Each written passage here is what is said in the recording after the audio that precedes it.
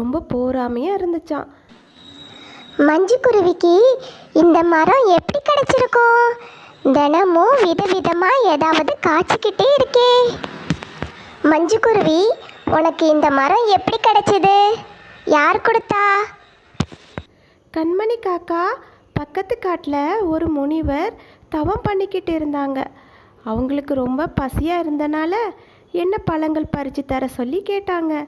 நான் அவங்களுக்கு நிறைய பழங்கள் பறித்து கொடுத்தேன்.